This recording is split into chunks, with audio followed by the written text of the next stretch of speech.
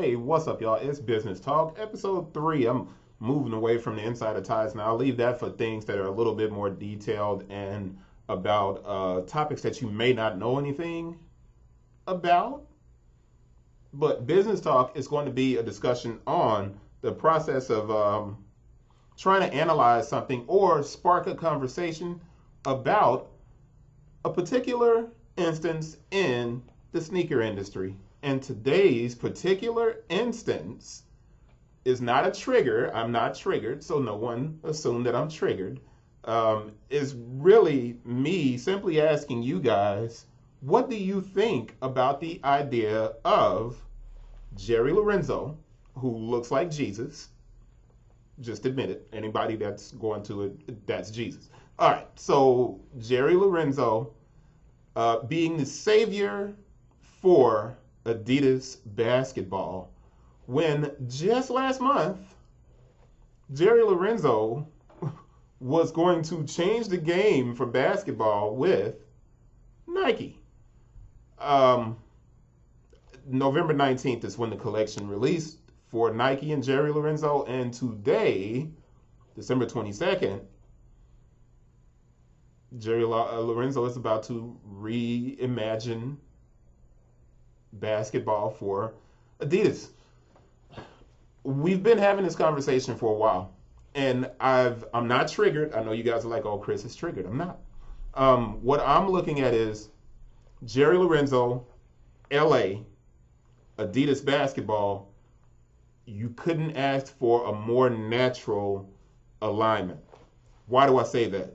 This man, the Compton Magic, Etop Udo Ema, is a legend in California. One of my assistant coaches worked with him and formed the San Diego Magic AAU team. Back when I was coaching over 10, 14 years ago. But this man is basically, you can't see a picture of him. I should go backwards and go to maybe to the Facebook page, and you guys will see a picture of him there, right there. And what you'll gather is this dude puts dudes in the league. So when you say Adidas in LA, it's a natural alignment because of the Compton Magic, period. So any of you guys that understand travel basketball, you know what I'm saying, and you understand what I'm saying, and you understand how important it is for Adidas to maintain a relationship with Etop, and the idea that Jerry Lorenzo is an LA guy. And they even make a point to establish the importance of Los Angeles, Jerry Lorenzo. And for me, I'm bringing in the importance of Etop in the Compton Magic, because it's just, this is one of those things that's evident. Now, does it sell shoes? No. Does not sell sneakers. Adidas basketball does not perform very well. And let me go back here and explain something. I wrote about this inconsistency in collaborative efforts. I am not a fan of influencer marketing. Although I know it's needed and it works, I'm not a huge fan of it. I'm a huge fan and proponent of brands elevating their designers to the guys that are already in the company that are making this footwear, that are designing this footwear, all of these different things. I'm a huge fan of those designers being elevated and discussed in the media channels for the brand. That's creating in-house. It's not pulling somebody from the outside in hopes of pulling in a very small circle of people.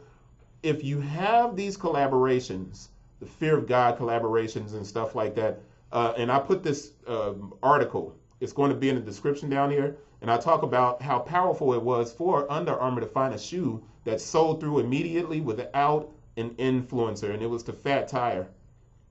Amazing launch on that shoe. Under Armour did a great job. They haven't, in my opinion, done a very good job so far with the Curry, but that's neither here nor there, and we won't talk about that. That gets me off track for talking about influencer marketing and the fact that Jerry Lorenzo just released a collection with Nike in November, And Adidas, and I talked about influencer marketing again. I'll put this link down here as well for you to read, where you have the Daniel Patrick drop and the fact that I talked about this. What date was this article? So May 11, 2020. The Daniel Patrick collection came out a year and a half ago. So it came out close to the beginning of 2019, right? And when I did this, I talked about the fact that it didn't hit resale in any way. And that was the value of it on StockX. But I also talked about the fact that 411, this is a collab. These were the sizes that were left on 411 at full price. Now I'm going backwards here and I'm going to show you what's left. Now they have a couple of pair left. So they finally sold through. But this is after a stream of Facebook advertisement by Daniel Patrick's website. And there's still 2 pair remaining. Well, 1 pair in this size, 4 pair in this size. We go to the black, we got small sizes remaining. And they're $90 now.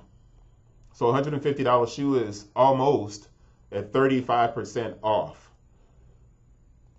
You have these small amounts of shoes or these small amounts of product that don't do anything to the revenue for Adidas or the revenue for Nike. But what they do is they get the fashion world, the hype world, excited. And when that community is excited, it's almost like the idea of trickle-down economics. Trickle-down economics don't work. We know it doesn't work. They've been trying to get it to work since the 80s. It does not work. And the hype supposedly filters down and drives engagement with the brand. If you walk into a mall today, the people that are shopping and you ask them, hey, you know Jerry Lorenzo? You know who that is? He signed, he's working with Adidas now. Nobody in the sneaker store is going to know what you're talking about. None of the customers who are in that sneaker store are going to know what you're talking about. The only people who are going to know are people like us that are into sneakers, that are into fashion. My wife's not going to know. She might because I've talked about him before, but she's not going to know. My son's young dude, but he's into his music. He doesn't care. He's not interested in it. He's into his music. This is his studio. You're talking about a 19-year-old who doesn't care. He's got a huge collection, but that's because of me. I care. Influencer marketing drives engagement with the crowd that already knows. You literally don't have to advertise to those people. Now, there's something that I want to get to here, and that is when you have a situation where a brand is going to hitch their wagon to a star. Obviously, it worked with Yeezy. Obviously, it worked with Puma and Rihanna. You have incidents where this is really good and it works. But you also have so many different occasions where it doesn't work. The LeBron icon is one. There's just a number of them that I can go through. But the brands continue to default to it instead of telling their own stories. And maybe that's where I'm going with this. This is not me being triggered. This is me asking you guys, what do you think about Adidas only less than a month after Jerry Lorenzo is finished with Nike launching with Adidas? What do you guys think about this, man? It's definitely something to talk about. Definitely something to talk about. And that's it. I'm going to wrap this one up, man. Tell me what you think. It's interesting, isn't it? Peace.